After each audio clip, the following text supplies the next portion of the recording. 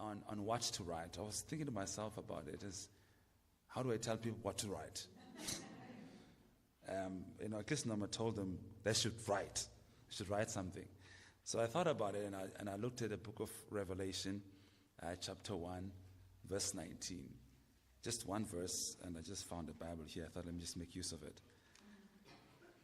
And Revelation 1:19, it says, and we have a prophetic word more fully... No, sorry, I'm reading something else now. I'm reading Peter. Revelation 1:19. Let me get to it quickly. Write therefore the things that you have seen, those are and those that are, and those that are about to take place. I was reading this in the New Living Translation, which I think it sounds better. Let me read it from there. I was looking at it there. So it answers the question really briefly of what to write. It says, write down what you have seen, both the things that are now happening and the things that will happen. Okay, so write down now what you have seen, both the things that are now happening and the things that will happen. So I think as a start, you have to write, in my view, as in response to what's happening around you. For you to write in response to what's happening around you, I believe you have to have a foundation of your faith well established, so that your writing is in response to what fathers of our faith did. Because we remember, we have a faith that we've inherited, that has been passed down to us. And had those who lived before us not been faithful in writing what they've written down, we would have lost the faith completely.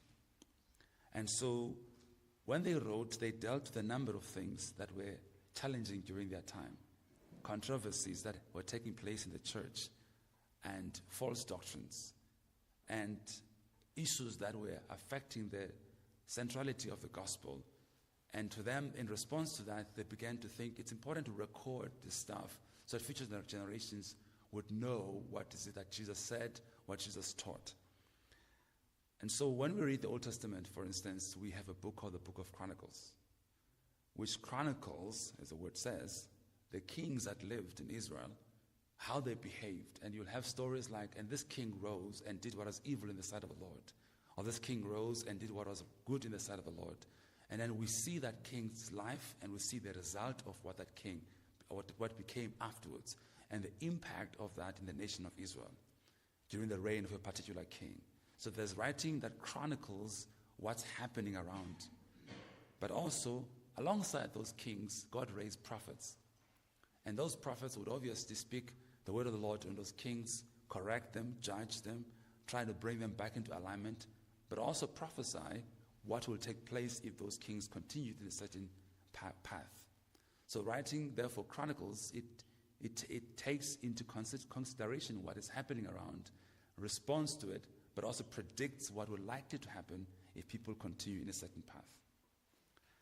And so Christian writers don't just write for the sake of writing. I know I have this habit of meeting a lot of pastors who tell me they want to write, and I want to write a book. And so when I check on the reasons why they want to write, I certainly find that they want to write for the sake of writing.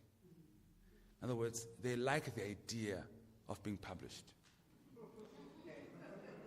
The idea alone appeals to them, so that they think it's a cap in their ministry. And so, and also they think that you're going to sell books. Now, we do sell books, I must say that. We don't give books away, we do sell books. But South Africa is a very small book market. So if you go into write because you want to sell books and be rich, I have a news for you. It's very unlikely to happen in South Africa. I don't know, the last time I checked, I think if you sold 5,000 copies, I'm not sure, but the number is so small, you're already a bestseller in South Africa because of the lack of reading that's been done in South Africa. So I'm here to tell you I am a bestseller.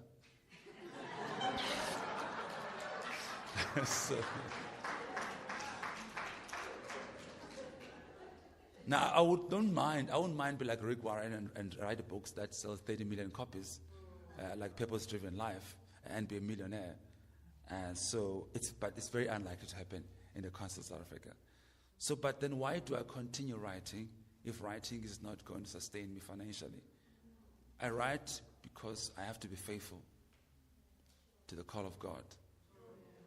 I write because when I look around at what's happening and I see people misrepresenting Christ, people making statements about Jesus that are inconsistent with biblical truth, and I have to apply my mind in addressing those issues.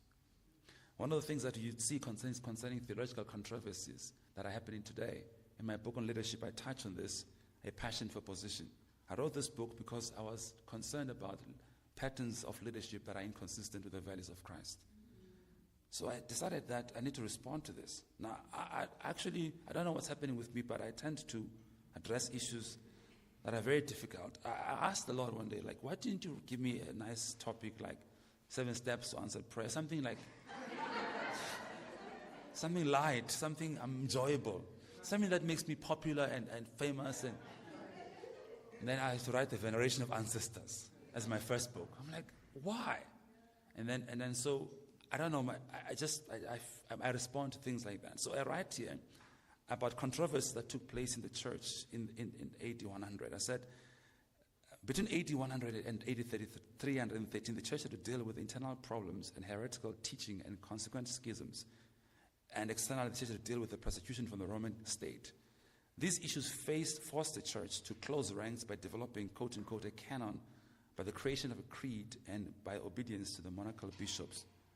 So the church in those days, 8100 onwards, faced stuff that we are currently facing, similar things, where within the church there were internal schisms, there were within the church, not only external threats of being persecuted for being a Christian, but internal schisms and controversies and doctrinal errors that patriarchs, fathers of faith, had to rise up and close ranks by making sure that they have the creeds properly codified and the statements of faith properly articulated, so that there's understanding of what it means to be a child of God. And so they did that, and for that reason, that's why we have the faith we have passed down to us. So such a simple example of a thing that maybe come up. I was at Verts last night ministering there. So when I deal with students, one of the things you find, people making and throwing away spurious statements and arguments against the faith that have no foundation. Something like the Bible was written by white people to oppress black people. I like that one because it's so foolish. It defies logic. So when I deal with that one, I just simply say, oh wow, this is quite an interesting conspiracy that only you and your 3 friends in some dark corner. I mean, in an information age, nobody knows about this controversy except you and your 3 friends in some dark corner somewhere. I mean, and nobody else is supposed to know. A book that is published, and the Guinness Book World of Records tells the Bible has been sold to 5 billion copies around the world. So nobody else knows about this controversy except you and your 3 friends in some dark corner. And other people are reading the Bible that's supposed to be written by white people to oppress black people. And white people wrote in the first chapter of the first book that black people are made in God's image. And they're trying to oppress them. I'm thinking to myself, so the white people do not think very well about this, are they? So you understand that writing helps us to, and some of the people we're dealing with today are practicing what is called historical revisionism. So they don't even apply history properly. So but you don't have to read the Bible to answer the Bible's authenticity. I mean, everybody who reads history knows that Europe was barbaric, was backward. It was not Christian just a few thousand years ago. Europe was cannibalistic. It has no health system. It had no literacy or hygiene. Christianity saved Europe and gave it its civilization. That's history. That's not Christians claiming that. History puts that very clearly. When Paul went to Corinth, the missionary journeys of Paul, which are well recorded, shows that Paul went to Corinth, went to Galatia. These are European cities. So the gospel came from Jerusalem to Europe, and these are chronicled. These are recorded that Paul did this. And so, and then of course, if you deal with leadership today in the church and all the issues that we face in terms of larger than life leaders and with grandiose titles, So then in my book I mentioned that, look, the word apostle is used in the Bible about 81 times in the New Testament. Never before a person's name. Just is important fact of when you write and you read the fact. For important, writers are readers. And so it's difficult to write well if you don't read. Because you think you are the best. Because you only have your style, most. You're only exposed to your style. And you think no one's like you. You think you are the top dog in writing. Until you read other people's stuff. I don't know if you've listened to Norma. It was a question she was answering towards the end. And she used words in English I don't think I'm familiar with. And I thought, yo. Do you understand what I'm saying? So I'm a writer, but I could benefit from that. So I'm like, I need those words. I gotta get those words. What's she mean by that? There's some words that I thought, I don't know what she was talking about. I thought, where's dictionary now? Where's dictionary? So reading, one of the things that reading does is that it improves your writing. I mean, I had a privilege of writing for Daily Dispatch in East London, a newspaper. I was not preaching. I'm a preacher. It was not preaching. It was an analysis. It was a political analysis. This person asked me to do an analysis every week, 650-word article. Analysis, no sermon, no word, no scripture.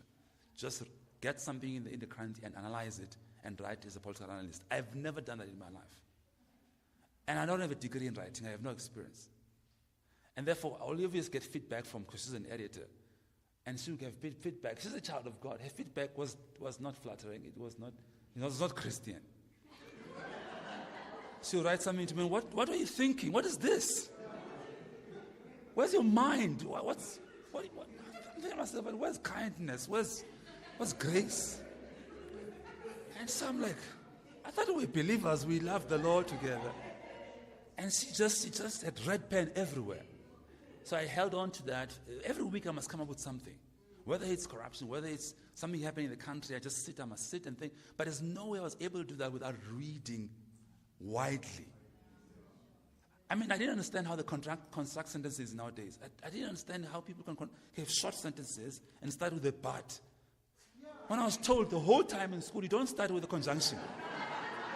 Or a because. I thought, what's happening? So I read journalists have their own style. That's not normal people write. So I thought, what's going on? And so I learned that. I learned how to express myself better and how to read what you've written quite a lot and read and just try and be objective as possible. And so your mind is being stretched when you're doing that. So it was very helpful. It was a training ground. I said to you, then I asked to be moved from weekly to by a month because it was just too much, and then to once a month, and then I just disappeared. But it was a 2-year training, a 2-year hard training. Because it's secular media. It's not a church. It's not going to be kind to you. But it trains you not to think church, not to think in a box that I'm writing for Christians. I'm writing for my church people. Right. So that was very important training. So one of the things we do when we write to respond, especially as theologians, to respond to theological controversies. We become faithful to the craft. We become faithful to the call of God. And we want to respond to issues. Now, we live in Africa, and I like the fact that we're talking about African writers. So we want to respond to issues that affect this continent, that are unique to this continent. One of the things that challenges me is that when people talk about discipleship, they often use material that is not responsive to the context in which we are. Something that has been imported and parachuted from overseas, that is not speaking to the context that is unique in Africa. Like I had titles that I mentioned by Gospel College, things like polygamy, patriarchy. And these are unique expressions in Africa that need to be responded to, preferably by African theologians, not by foreigners. Right? And so, which means African people have to be thinking people and think through the things that affect this continent uniquely. Meaning we can't go back to a stage where we simply listen to a preacher who preaches things out of context and just preaches out of topic and shouts to people and think that's a good service. We need to come to a place where theology can come into a place where we can debate the stuff we preach.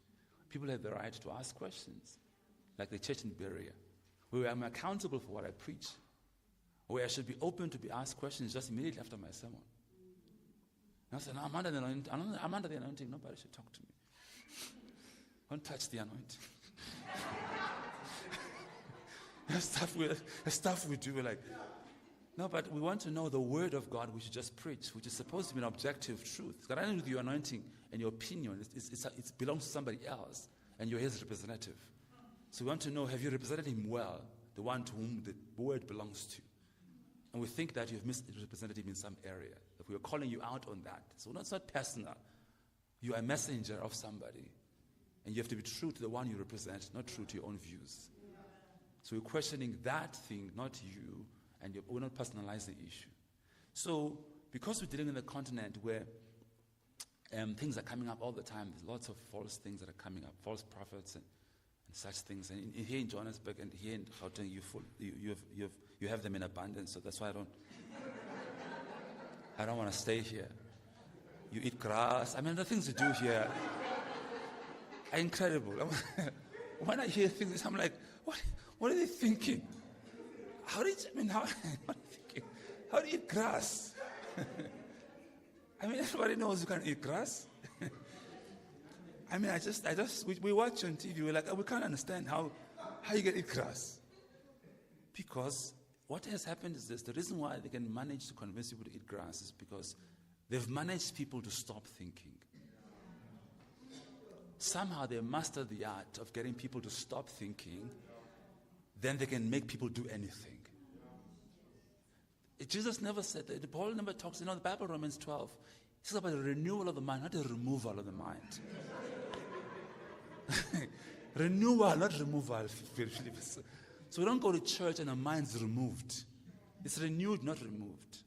But it seems the church is the one place where thinking must be stopped. It's like the church is an unthinking place. If you want to go to a place where people stop thinking, go to church. It's like there's a sign at the door, check your thinking at the door. Come without thinking. But we're supposed to think. And in fact, we have to supposed to think hard concerning what faith is today. Even more so we should think, because the world is getting to a place where philosophical controversies and issues are coming against our faith in a very high speed. And so thinking is required now more than ever before. We need thinking Christians to answer difficult questions and deal with conversations regarding our faith. And therefore, one of the things, so I think if you ask me what to write, one question is obviously, don't write what's popular, write what's needed. Because I think you are being unfaithful to God if you write for sales. Now, if you want to write another genre to a novel, whatever, to sell, that's something else. I'm not discounting that. But I'm saying, in the area in which we write Christian material, like one child asked me, I was in Cape Town, she saw my book on the veneration of ancestors, and this child asked me, he says, can this book be read by a child? Freed by God, imprisoned by culture, so my second book. I said, yeah, it's not like difficult. But obviously I was just not saying it that is true. And so the child was asking this question, and the father was driving us home. He says, maybe God is speaking to you. And I thought to myself, yeah, if a child is asking that, maybe really we need to think about how to be so simple but so profound in our writing that children should be able to grasp this stuff. So it became a challenge for me that maybe I've never thought of children in my writing. So I thought maybe I need to ask myself, how do I go to the level where I think of the next generation when we write? So you write what is necessary in my view, not what is popular. If you're faithful to what God wants you to do, He might be the one that promotes what you write and make it popular if that's what He wants. But you're not the one who has to seek for that. You have to seek to be faithful to God and let Him do the rest in terms of what He wants to do with your material. But if your focus is popularity, then you probably will be unfaithful to God. So I use the analogy of a GPS when I talk about leadership. And I say to people that when you listen to GPS, whatever we use now in navigation, the lady who speaks, often a lady, I don't know why, I think I think because they know guys are not going to listen to guys for directions. So it's often a lady's voice. In 200 meters, 10 left. Make a U-turn. It's not a guy. Because I probably would say, what's this bro thinking? I'm like probably not going to respond. So it's often a lady. So you listen to that voice. So the voice prompts coming out of the GPS are based on the destination you have put. So when you come into this kind of craft or even leadership, the people you gather around you to listen, the voice you listen to, the conferences you attend, the books you read, are based on the destination that you have already preset. So if you come into leadership, for instance, with the idea of making yourself great, you'll read books that speaks to that. But if you come into leadership with the idea of making God's people great, you attend conferences and read books that speaks into that. So we all gather voices around us that validate where we want to go. And therefore, you read books that speaks to where you want to go, and go to conferences that speaks to where you want to go. So, and therefore, I'm sorry to say this, but you are not going to avoid theology if you are going to be serious about the gospel. And I know it's unpopular today to do theology. Everybody is just called and they know 3 verses and they just go. It doesn't work. The biblical illiteracy in the church is a shame. And there were a generation with more Bibles than ever before, but probably the generation that reads them less. So there's a high level of biblical illiteracy in the church. We carry these books, these Bibles, we read them on a Sunday because somebody asks us to page Genesis, whatever, and we sometimes take 5 minutes. I said to you, page the book of Micah. Micah will meet with you in heaven one day and ask you, did you read my book?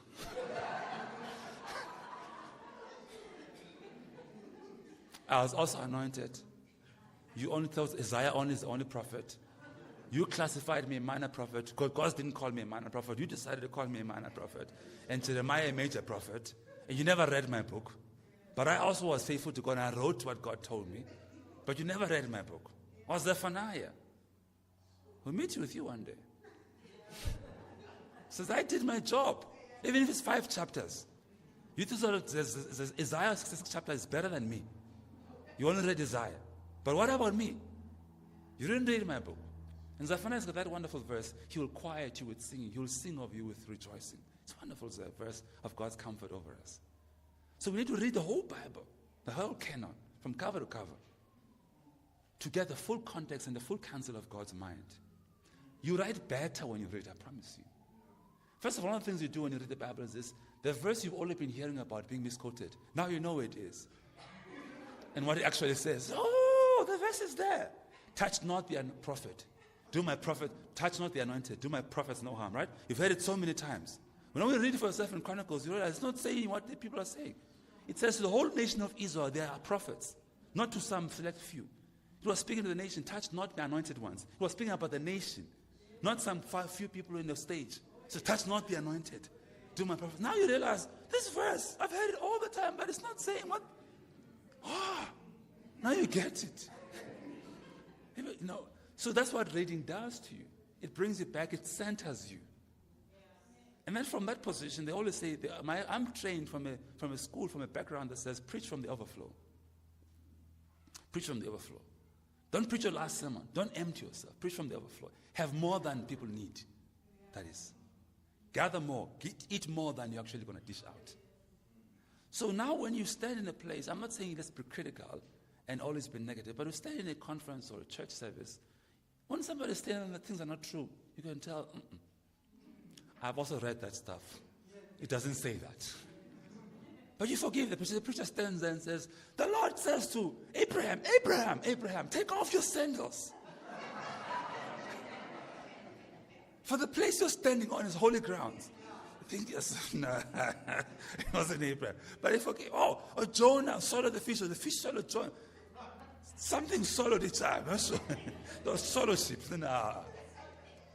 Or the issue of the loaves and the fish. Right? And sometimes it gets me. Which one is 5 fish and is 2? Do you know? The fish in the 5,000 feet. Fish in which one is 5 fish and is 2? You see? It's 5 and 2, man. It's 5 and 2. It's 5 and 2, you know it's 5 and 2. Just read it. Read it, just go and read. I mean, just read, just pause and say, let's read. Are there 5 fishes? Is it 5 loaves? Just read the stuff. And say, it's 5 and 2. No, it's not 5 and 2. Which one is 5? Which one? Because it matters. Context matters. They wouldn't have written it down there if it's not supposed to be read correctly. You know, so, therefore, we live in a time where we need to respond. I mean, you have here some, I've been told I must debate some of you guys here, Mapongo and others. And I said, no, I don't have interest. But I said, if the time comes, I'll come, but I'm not going to chase after him because then I'm glorifying him. But I said to him one day on Facebook that the reason why you're so popular is because you're a small fish in a small, you're a big fish in a small pond. You don't debate people who can match you intellectually or theologically. They come and get him to debate pastors who don't know much and who are just nice pastors, but they don't really intellectually. So then he trounces them on debates, and then he becomes a big shot. You know, it's because we don't understand the stuff these guys are reading to be able to respond to them appropriately. Now they think they know. I mean, one day he writes something on Facebook, and he has this picture of Jesus with white Jesus, blue-eyed. That's not an even issue to discuss, really. I said, but it's not to discuss. I agree with you that the depictions of Christ as a white man and blue-eyed is wrong. But it's got nothing to do with Jesus. I mean, you're chasing after, you're clutching for straws.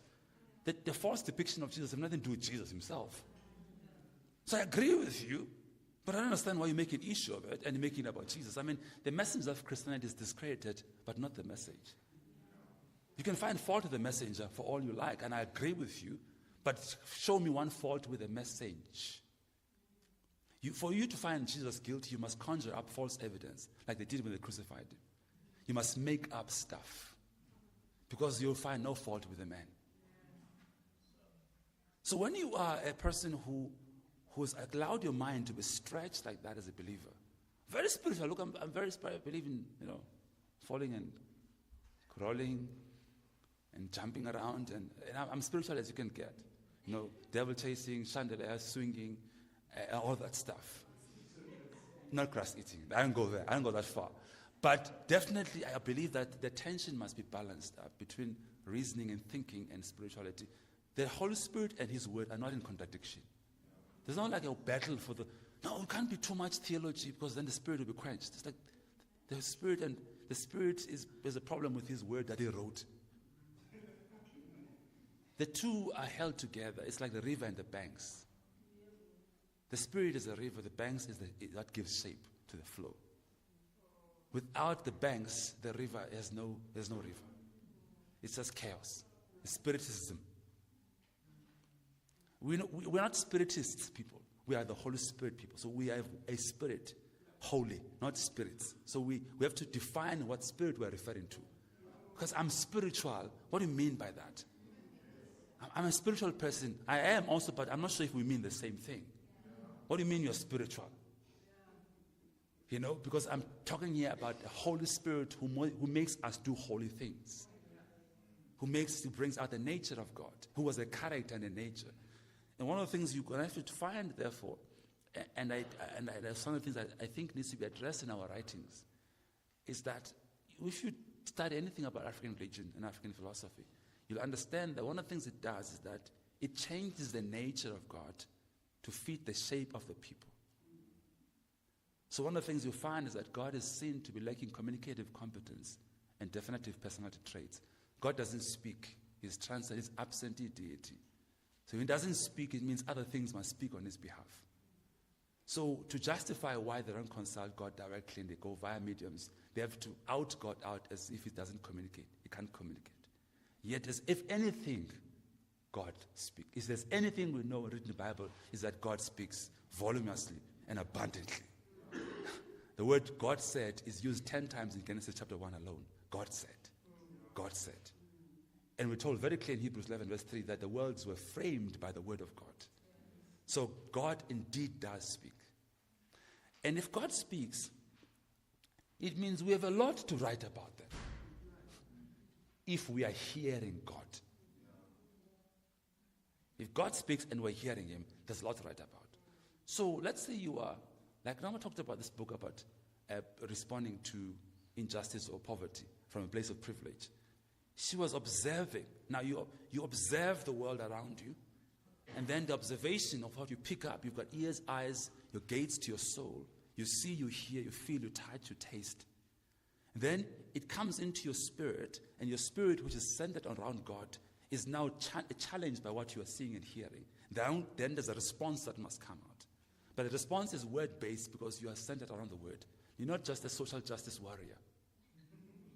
Right? You're not just fighting battles from a worldly perspective. You're centered around God as a God of justice. And from that perspective, you bring out what God's perspective is in response to this situation, other than what the world is thinking about it. So, therefore, I believe there's a lot of things to write about. I read one day that in 50 years' time, there will be more plastics in the ocean than there are sea animals. That's something to write about. How do Christians respond to conservation and pollution? That's something to write about. Pollution is not some white people's crusader who hug trees and who love the rhino.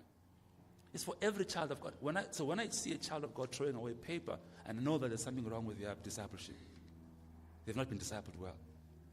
Because no child of God should pollute. Because we are stewards of creation. Not some people, but all of us have been given the mandate to steward creation on God's behalf. So if you don't understand those basic things, it means we're not ready to write in a way that responds to where the world is. We'll have people in the world leading us all the time and us always following them. Because we don't understand that we are the custodians of the earth. Not the UN. Not some multinational organization. We are the stewards of the earth. The mandate to care for creation was given to us, not the UN. So now we have to read the UN's development goals to know how to respond to poverty. We should have been telling them how to respond to poverty, not them telling us. Because we are the ones supposed to be the forefront. We should be the one responding to human trafficking. Because human trafficking is one of the most evils of the world that exist. It should have been us, broken by the heart of God. The things that break the heart of God should break our hearts. We should be the one writing about how to respond to human trafficking. I think it's A.W. Tozer once said, God will never use you greatly until he wounds you deeply. So great leaders are wounded people. They're wounded over injustice. So we don't write because it's a nice thing to do. We're like Jeremiah. This word is shut up in my bones. If I don't write it, then I'm finished. I have to write this thing. Because this is a response. This is my catharsis. This is my way of responding to what I'm experiencing. I have to write. I have to say something. So therefore, as people who have the Spirit of God and who are people who worship the living God, he does impress upon our hearts a response to the world in which we live. But we're not always paying attention. Now, there is definitely technical skills, which I'm going to touch on briefly, of how to write. You can learn. You can improve. But don't make the lack of knowing how impede you from starting the process. People always tell me, what do I do when the book is finished and the book has not even started? They're already thinking, which publisher, which market, where do I sell it? I'm thinking to myself, you don't put the cart before the horse. Just write, for goodness sake. Just write. My first book, I wrote it without knowing where it's going, who's going to publish it. I just wrote. In fact, I did a prayer in PE. We did a prayer at the stadium. And in the prayer, we were praying, and then I prayed around the veneration of ancestors. And in the prayer, afterwards, 5 or 6 months down the line, people asked me, do you have a book on this subject? I thought, no, I don't have a book on the subject. And I'll feed people, do you have a book? I don't know why people ask me for a book. I just did a prayer. I didn't know I had a book. But people had to call it out of me. So my first book is a result of people calling it out of me. I didn't know I had the book in me. People then decided that and then they asked me, can you write at least a page for us to know what are the main things to consider when you deal with the veneration ancestors? And those points became chapters to a book. I did not know until I started writing, I did not know I could write. I didn't know I could write. But when I started writing at 18 months, unbroken. Now, here's what I did when I was writing. I made sure I opened my computer, even if I went into the text to put a comma or to remove a comma. So the computer would say to me, do you want to save changes? So that I feel I'm doing something. I had to tell myself that you gotta do something. So I'll open it and I look at it. If anything I would do is read everything I've written so far and see if it makes sense. And then I've got to do all the stuff that writers do. Pull the material apart that I've already written, turn it around, upside down. The next thing I'm stuck again because I've messed up the whole thing. I thought it was sounding very well. But in the process, I was refining how the thing is sounding. And that's how my book came out. So people were instrumental in calling out what is inside of me. But obviously, being a black South African, and I was always concerned about the veneration and the consultation of the dead. But I was aware of the fact that lots of material has been released on this, but mostly by missionaries. And therefore, I was concerned about indigenous people writing on this stuff. And then when I started writing this, I have an experience of this. So there's anecdotes. So the experience, there's also theology. So I'm more equipped to write on this because I've walked in it, I've lived it. But I'm drawn to the idea that God expects every generation to respond to the challenges of their time.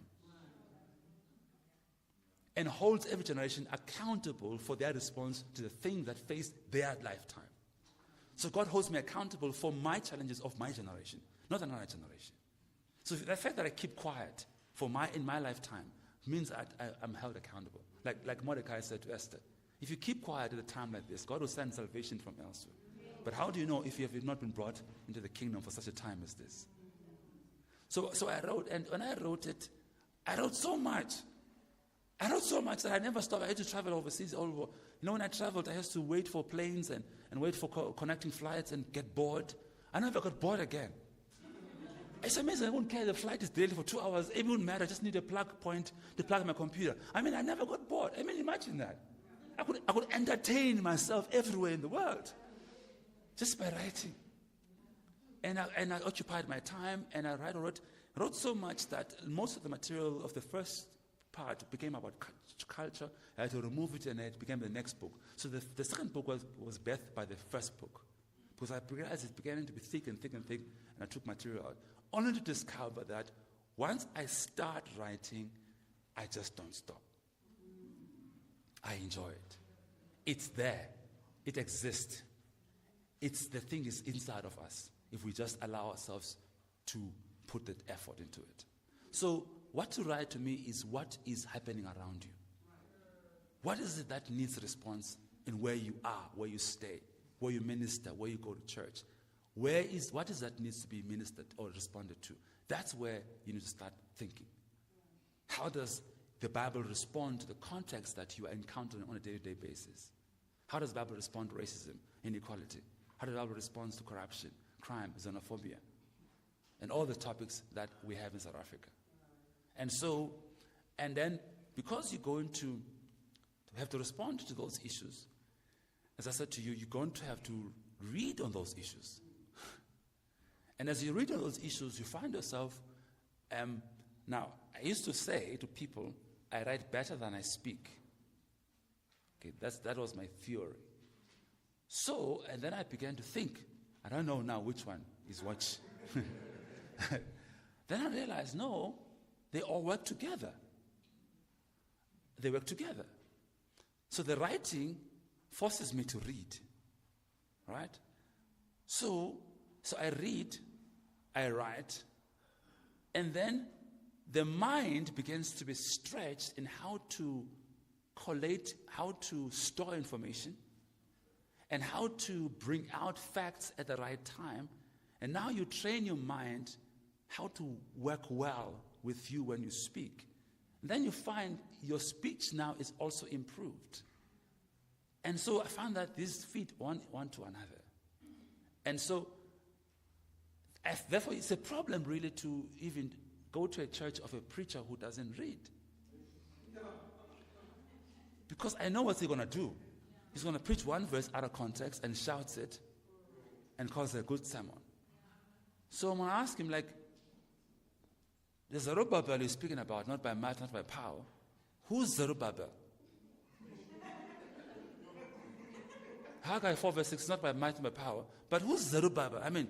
Do you know who's Zerubbabel? Josiah, for instance. We speak about Josiah. And Josiah chronicles, and Josiah rose at the age of 8, prophesied to 300 years before his birth. But now you read Jeremiah. Jeremiah is the same prophet that lived alongside Josiah. But Jeremiah's book is down in the Old Testament. If you think it's chronology, you think Josiah lived and then Jeremiah lived afterwards. If you think chronologically. But it's not the case. Jeremiah is a prophet who lived alongside Josiah. So the Bible isn't written in chronological order. So if a person doesn't read, therefore they don't give us the full spectrum of what's going on. They give us their personal view of what's going on, which could be wrong or jaundiced or tend towards a certain direction. So we don't get to know what God was doing during that time or when Josiah lived. We just get this guy's opinion of what God did. What we want to know, what did God do, not what you think God did. Because you're God's spokesperson, for goodness sake. You're not your own spokesperson. You speak on God's behalf. You must suppose speak as be the oracles of God, as though God himself were speaking.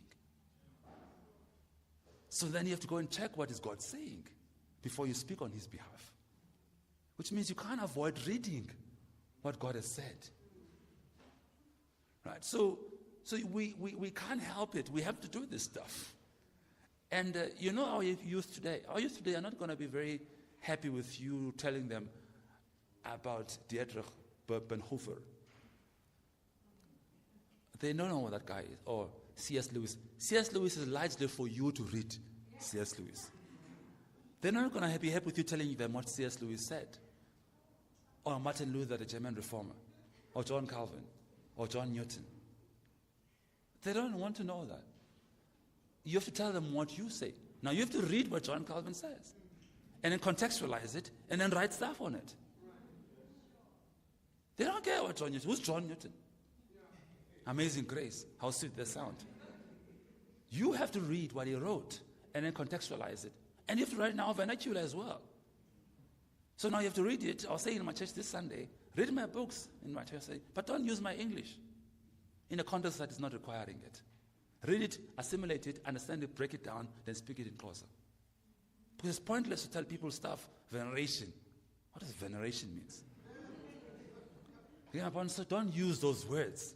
It's not good. You're not being clever, you're being very foolish, really. Because communication is about being understood. It's not about being impressive. If nobody understands you, you've communicated very badly. So it's not about I spoke, I told them. Or I gave them a piece of my mind. I mean, if you keep giving pieces of your mind, nothing will be left by the time you are done. Definitely. So you communicate to be understood, right? And so we read theology, we read this stuff, and some of the stuff, I guess, guys, it's very obscure. It's deep theology, and some of it uses Old King James. I was hungered. There's a verse like that. Jesus was hungered. That's Old King James. You can't preach like that, obviously. Jesus was hungered. What? Just say I was hungry, man. Why can't you just say I was hungry? So we have to read that, and so much has been done for us. We don't have to reinvent the wheel. So much has been done to us to explain the Trinity, to explain the attributes of God, to explain the nature of the Holy Spirit. So much has been done for us to explain the canon, how it was put together. To answer somebody who thinks that the Bible just came out a few hundred years ago by some conspiracy. So much has been written for us to explain these basic concepts. But if we have to understand them so well, we can explain them in any language. So for me, writing really is you responding theologically and correctly in the context in which you live, on the stuff that people are facing around you. And therefore, the stuff is not going to be the same from context to context and from place to place, right? Like, as a last point, I want to just leave it at this. The issue of the proliferation right now of divination in South Africa. Divination has just filled the whole space. It's crazy everywhere. Almost like every third person now is a diviner. Celebrities, children, it's crazy. It's gone mad. It's like everybody will do twice. So we come around and we speak against divination. And then what do people say? The Bible is against African culture. So what do we do? What do we say to that? So it's simple for me. I have to explain to people that the prohibition of divination took place before African culture was formed. So you're practicing historical revisionism and diversion. When the Torah was written in the Old Testament, the Israelites were actually, in fact, moving from Egypt in Africa to Canaan. They were in Egypt for 430 years. So when the Bible wrote in Deuteronomy 18, verse 19, verse 9 to verse 12, when you come into the land which the Lord your God has given you, you shall not land to follow the abominations of those nations. There shall not be found anyone among you that makes a son that will pass over the fire or practices divination. This was written in the context in which the Israelites were entering the land of Canaan. We're about to enter the land of Canaan. They were moving from Egypt in Africa. So God did not have Africans in mind when he gave the instruction. So it's actually historical revisionism to say this is about Africa. God is against Africans. In fact, I tell people, you're thinking of yourself too highly. You're overstating your importance. Like God is going to write the whole Bible to target you. You really think you are more important than you think you are. The people of Israel were moving from Africa to Egypt, from Egypt to Canaan. Then God gave the Torah somewhere in the middle on the peninsula, Sinai Peninsula, on the mountain of Sinai. Firstly, God gives people the opportunity to be in covenant with him. Moses is up the mountain for 40 days and 40 nights. Hears the voice of God. God proposes a covenant. Moses relays the information down below the mountain. The people agree to the covenant. And on their agreement, God gives them the law as terms and conditions of the covenant. So the law is given in response to people agreeing to be part of the covenant. It's not arbitrary. It's not given by itself. So the sequence is important. It's a covenant first and then the law. In other words, if you tell a person who's cheating on their wife, or their husband, because you can also, so not wife, cheating on their wife. I mean, if you want to cheat on your wives, you're really a troublesome man. I mean, if you already have wives and you're cheating on your wives, I mean, really, you're messed up big time. So if a man is cheating on his wife and then you correct him and he defends it, justifies it, it means maybe we need to not talk about the cheating. We must go back, a step back, and talk about covenant. The reason why he doesn't understand why adultery is wrong, he doesn't understand what marriage covenant is about. So the law is given to people who are in covenant. Therefore, a person with a problem with God's law is an indication that they're not in covenant with God. They have no relationship with God. Because it's easy to understand the law if you're in relationship with God. The law, and by the way, the whole issue of thinking the Old Testament law is not applicable to New Testament Christians is incorrect.